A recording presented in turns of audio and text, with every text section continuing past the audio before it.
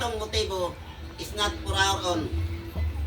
Ang atong motibo is para sa atong komunidad, sa atong isig katao o ngadto sa makatabang sa kabubuton sa Ginoo. Ang katuyuan nato niini mao ang pag-expand sa atong kinasingkasing nga pagtabang ngadto sa buhi nga Dios. So atong idedikar ang usa ka butang. Anay do believe nga ang Dios do na siya ay taas pa gyud nga plano sa imong kinabuhi. Dili lang ako, dili lang kita, posible atong mga generasyon. No?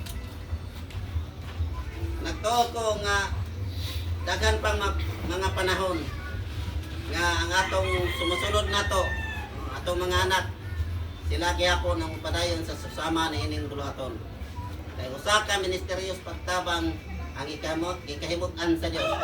Sa Biblia gitawag siya Samaritan. No? Wala siya mangayo og bayad sa iyang gitabang. Kundi mitabang siya og siya pagyud ang migasto. So usahay ang atong kinabuhi, ang atong globe, kinabuhi sa globe, kita usahay ang mugasto. Ato kaugalingong kwarta nga igasto, idapat sa materials o itabang sa isig katao, din kabahin kini sa atong pagtuo. Ang kwarta lumalabay lang. Siguro na kay 2,000, 3,000, 5,000, 10,000, 20,000 o 100,000 nga imong natabang ngadto sa imong isig katao is just a matter of a pieces nga nakita sa Dios nga nakay bili nay precious ang imong pagtabang ngadto sa imong sikatawa. So atong idedikar ang usa ka anay do believe nga natuta nga ang usa ka butang dili man mulasting. Apan pinagi sa pagpangga, pinagi sa pagatiman, posibleng mudugay mulukotay. So atong pasalamatan ang Diyos.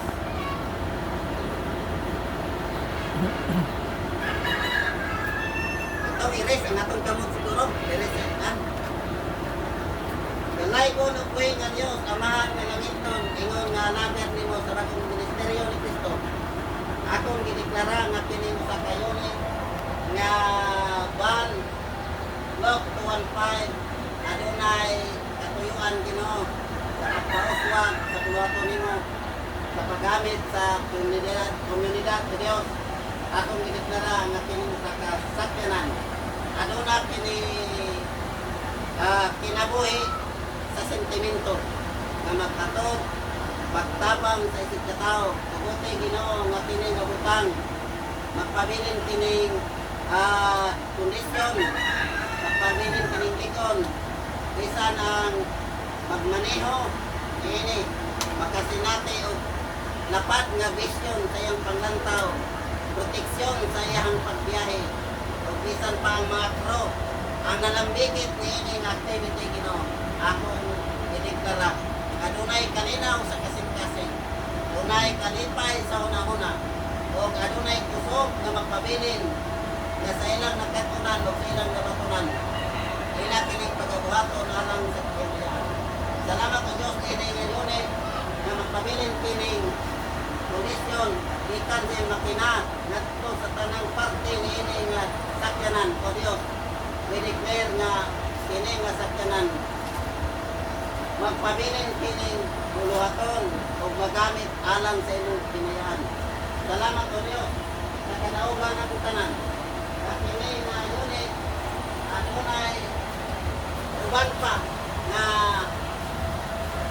kadaugan o dugang. Salamat Ginoo nga ang tanan niini nga pasyente Lord nga ihatod masustain og mabuhi og mutaas ang ilang kinabuhi. Makabaton pa sila dugang kusog o Dios. Kini nga sakyanan para mabuhi ang tao, dili kini sakyanan para mamatay ang tao, Lord. Sa salamat Ginoo nga kini nga sakyanan magamit kini alang sa kinabuhi sa among igsoon, among higala, among kauban, among katrabaho ug among mga silingan.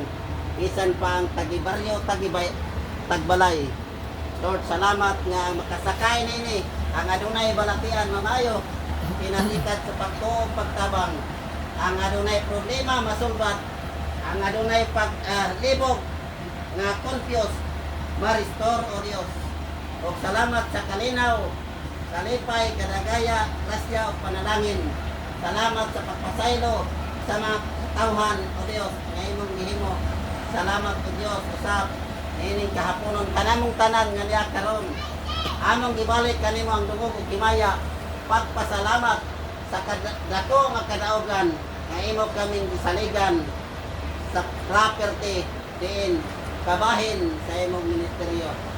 Daghang salamat amahan ka Dios ideklara ko ang tanan Ginoo nga diha sa imong mga kamot kini magpabiling mulahutay o ang grupo magpabiling magkinabangay magsinagdanay, magminahalay o magpinasayloy. Sa ngalan sa man, sa ngalan sa anak, sa ngalan sa Diyos sa Espiritu Santo, ang tanan may ngunod. Amen. Amen. God bless o mayong hapon sa tanan.